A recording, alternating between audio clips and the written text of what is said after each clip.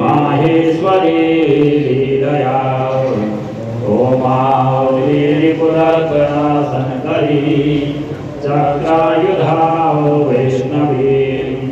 वाराही घनघोर घोर घोर मुखी चंद्री चवायुधाओ चामुंडा गणनाथ रुद्र सहिता रक्षन्तु भो मातराम् आत्माओ त्वं गिरिजामती सहचराओ दाना शरीरं गृहम् पूजाति विषयोपभोग रचना निद्रा समाधि स्थिति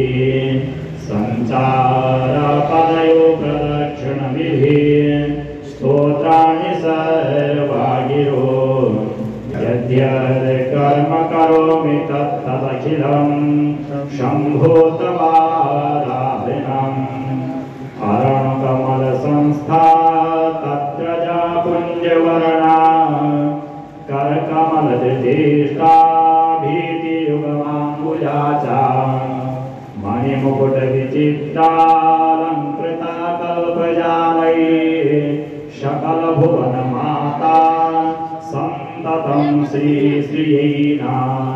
जलङ्गत्वेन भो देव्या पूजिता विमार्गता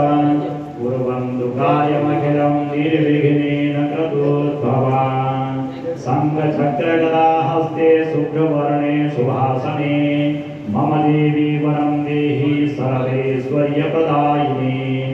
एहि दुर्गे महाभागे रक्षार्थं मम सर्वदा आवाहयामहं देवी सर्वकामार्थसिद्धये मन्त्रपुष्पाञ्जलिं समर्पयामि ॐ अनया पूजयान् सवर्णमादिकामण्डलद्वीप्यान् प्रियन्तां नमः सुप्रसन्ना वरदा भवन्तु सद्या सन्तु इदमानुष्यकामा